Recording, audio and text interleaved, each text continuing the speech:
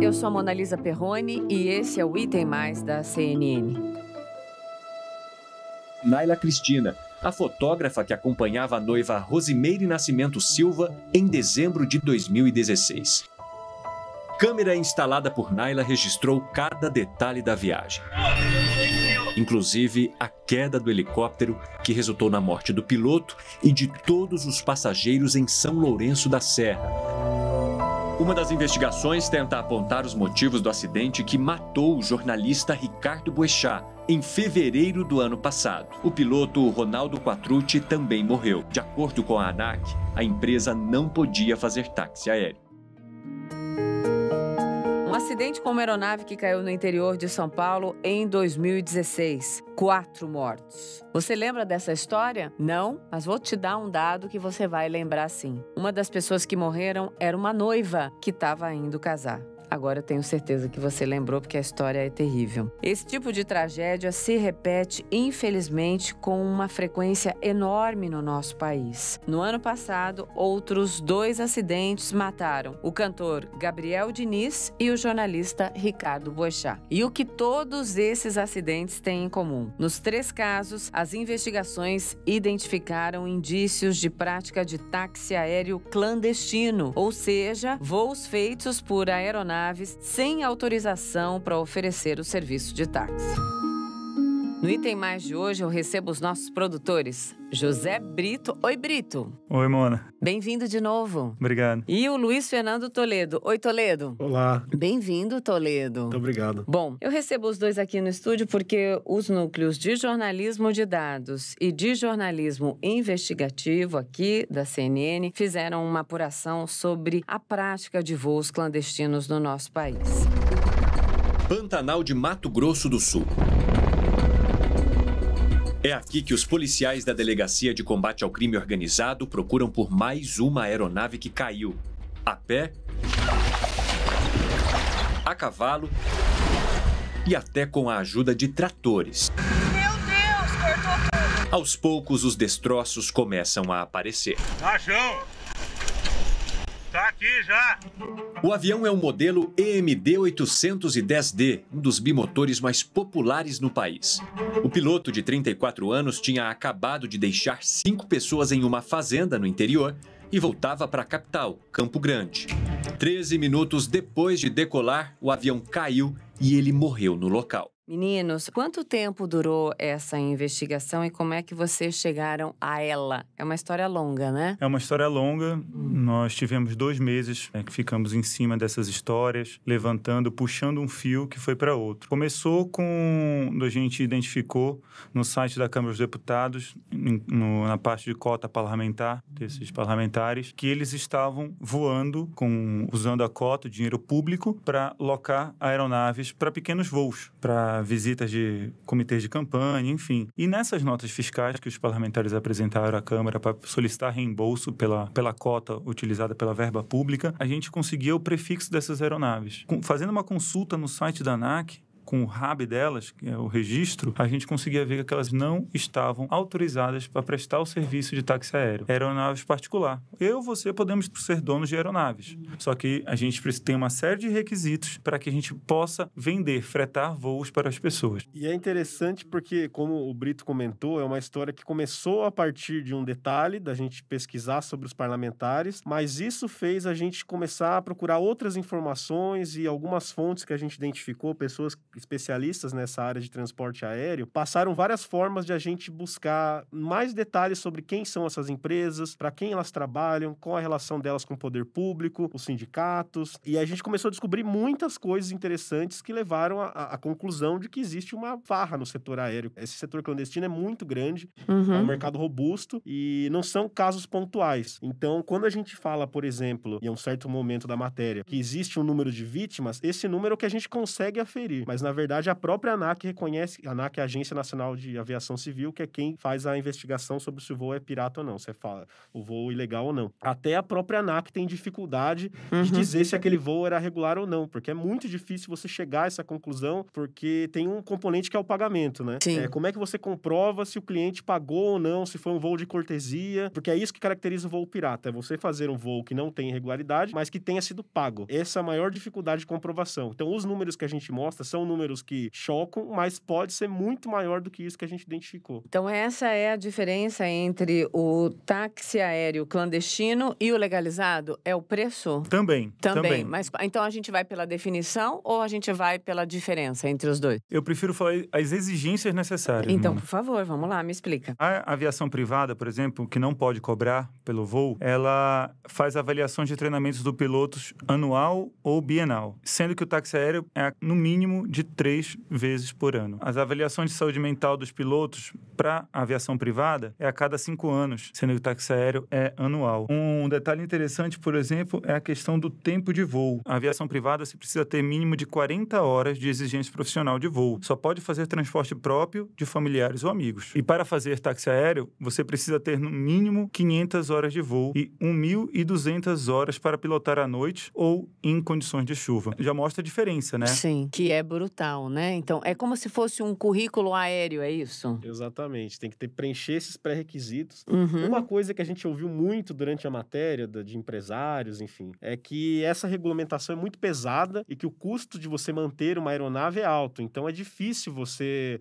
oferecer esse serviço sem ter prejuízo. Custo Brasil, né? Exatamente. Então, eles argumentam que por causa da burocracia, muitas vezes é impossível você oferecer esse serviço. É quem sonega imposto fala a mesma coisa. Vocês estão falando matéria, mas claro, eu preciso explicar para quem nos ouve o que é uma matéria. Uma reportagem, uma série de reportagem que vai estar onde que todo mundo vai poder conferir? Nós temos Uma reportagem para a TV de 11 minutos, feita pelo Evandro Cine, com produção minha, do Luiz Fernando Toledo. Nós ficamos 2 meses viajando Campo Grande, Mato Grosso do Sul, porque lá é um foco de fiscalização, vamos dizer assim. Mais de 50 operações já foram feitas naquela região de combate a táxi aéreo clandestino e também a manutenção aeronáutica clandestina, porque teve isso também, Mona. Quando a gente entendeu o que era táxi aéreo clandestino, que tinham parlamentares fazendo voos com essas aeronaves de forma pirata, a gente descobriu um outro caminho, um outro braço disso, uma outra criminalização, irregularidade, que é a manutenção aeronáutica clandestina,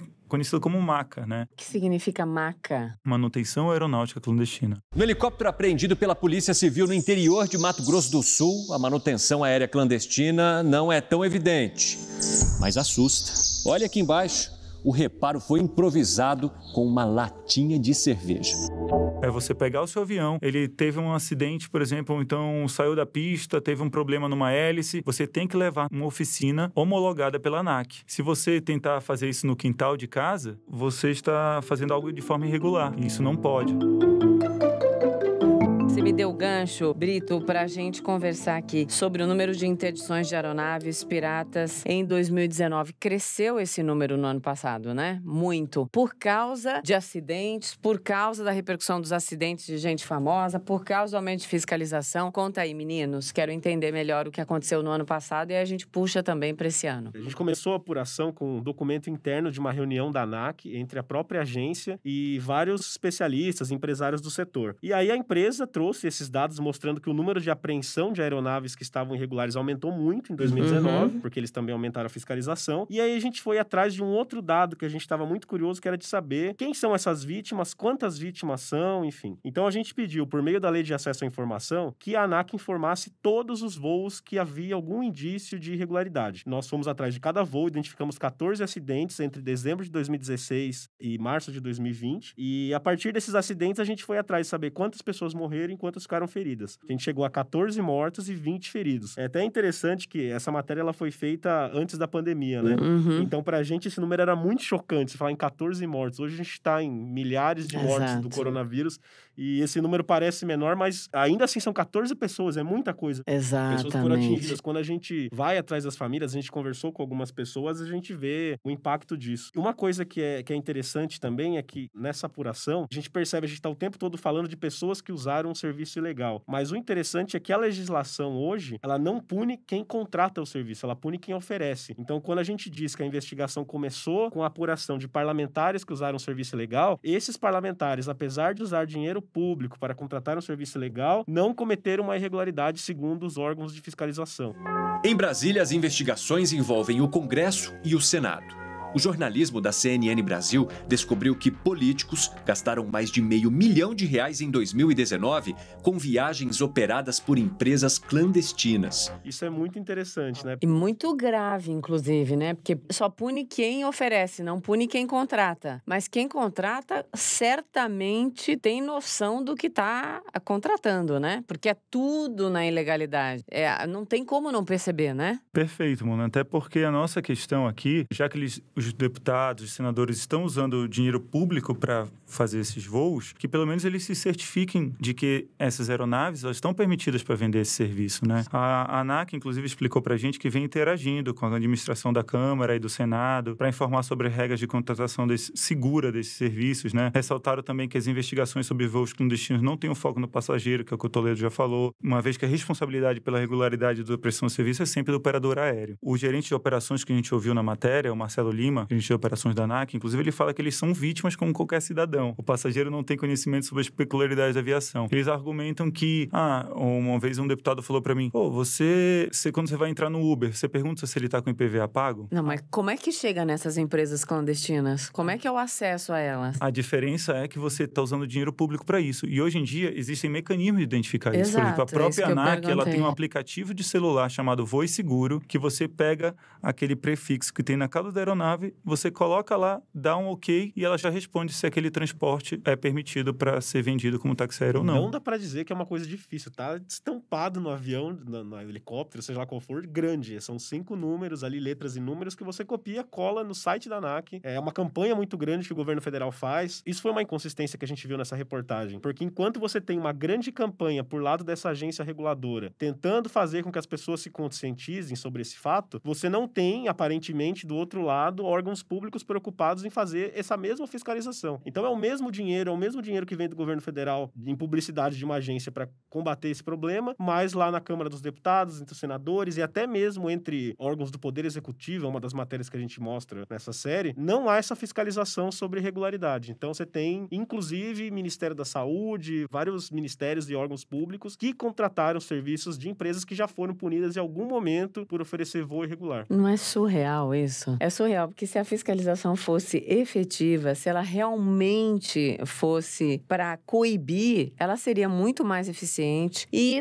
essas empresas não estariam operando aí, né? Parece que é meio, vamos deixar, a gente fala que tem campanha, mas na verdade todo mundo opera porque sai bem mais barato, é isso? Muito mais barato do que um voo de uma empresa legalizada? Sai porque ele tem menos custos, né? O piloto não precisa se preocupar tanto com uma fiscalização, com as normas que ele precisa estar, com os cursos que ele precisa fazer por ano, se ele está com TPP, transporte privado, né? Do que o TPX, que é o transporte aéreo de táxi aéreo. Agora, é importante ressaltar também, Mona, que a gente fala disso, são voos caros. Não é todo mundo que tem R$2.000, R$3.000 reais para ir para a praia de São Paulo, para o litoral norte, para ir para a praia. Mas tem pacotes bem baratos até, que você quer fazer algo especial, pedir a sua esposa em casamento e ele pega você no Campo de Marte e leva você para um hotel em São Paulo. E é acessível. Só que a gente vê que alguns desses são clandestinos também. Então tem que tomar esse cuidado, porque não é apenas um público AA que frequenta esse tipo de serviço. Mona Lisa falava não pro noivo, não pro casamento e fugia, porque eu odeio voar. Odeio. Voei anos na minha vida por causa da reportagem. Sempre detestei, fiz vários pousos de emergência com aeronaves legalizadas, tudo correto. Mas para quem não gosta de tirar o pezinho da terra, misericórdia. Uma outra questão do porquê isso acontece tanto, né? Além de ser mais barato, tem um outro elemento aí que a gente percebeu ao longo da apuração, que já mudou durante a apuração, que é o custo da multa. Quanto o cara paga para ser ilegal? Porque essa é uma questão que sempre é tratada em coisas da administração pública, né? O cara comete uma irregularidade, ganha R$10.000 para fazer determinado serviço, e aí mesmo que a agência pegue, ele vai pagar R$5.000 de multa. Então valeu a pena. É só esse tipo de punição? É só a multa? Mais nenhum tipo de implicação? Isso foi uma coisa que a gente descobriu na apuração é que até 2018 não havia nenhum tipo de punição mais rigorosa. Então, por exemplo... abrir a porteira. Exatamente. Aí abrir a porteira. Então, até 2018, você não poderia caçar uma empresa, tirar o registro dela de circulação. Desde 2018 isso acontece, mas até o momento da apuração, nenhuma empresa foi caçada pelo motivo de táxi aéreo pirata, embora haja várias investigações, várias multas. E em janeiro desse ano, para ser justo, né, a ANAC aprovou um aumento nas multas. Então, agora as multas aumentaram e diminuiu a vantagem de você fazer um voo irregular. Aumentou consideravelmente ou é troquinho? Para quem Depende do referencial. Foi para 200 mil reais agora que pode chegar. Agora sim. Mas se você é um milionário que tem uma frota de aviões, de helicópteros que custam milhões, você consegue pagar essa multa em alguns voos.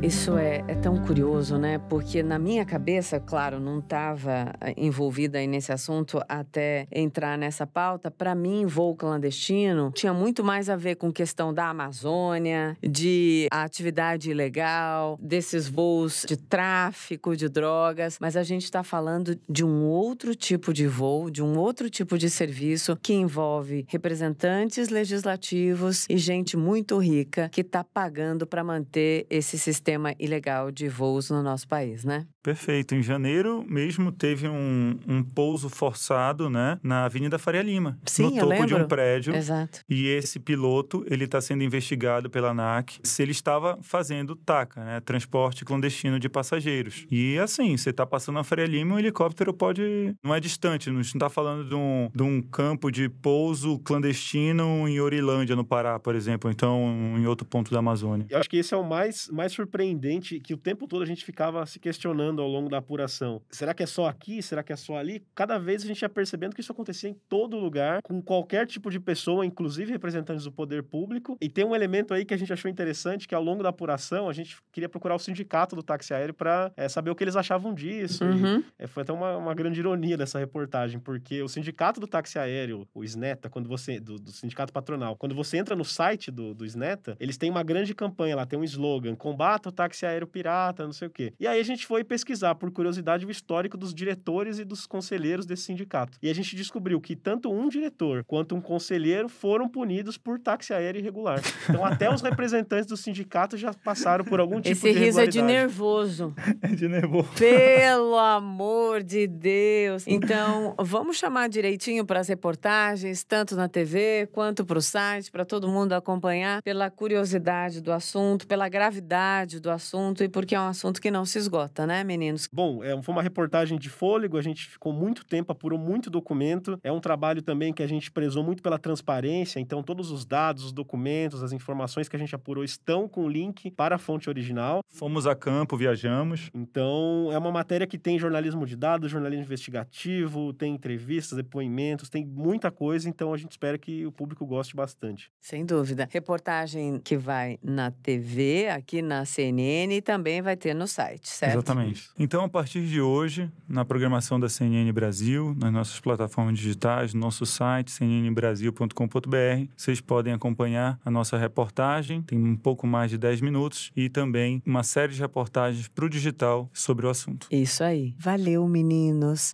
Venham mais pra gente conversar, mas dá pra trazer um outro assunto que não me dá palpitação, por favor? Vamos tentar sugestões. Qualquer dia eu faço um podcast sobre os meus sustos na reportagem. Aff, Maria, esse foi um doce. Por isso, tão importante o voo seguro, correto e legal, né? Para qualquer pessoa, né? Tem canais para denunciar, a gente já falou, mas vamos repetir na ordem direitinho. Vamos lá, Toledo e Brito. Legal. Bom, tem um canal de atendimento por telefone, que é 163, para denunciar irregularidades em aeronaves. A ANAC insistiu muito que a gente colocasse isso e a gente sabe que é importante. Então, diante de tantas denúncias, é importante mostrar como fazer para denunciar também. Né? Sim, e também tem o site e o aplicativo que o Brito já falou. Exatamente, o Voe Seguro. É isso aí. Obrigada, meninos. Obrigado. Até a próxima. Estamos começando então a semana com esse assunto importante, com essa discussão. Por quê? Porque é ilegalidade, tem esquema e a gente está aqui para chamar atenção para a discussão e para mudar as práticas. Essa é uma das funções, né, do jornalismo. Boa semana então, gente. Amanhã a gente se vê. Não, a gente se ouve. Beijo.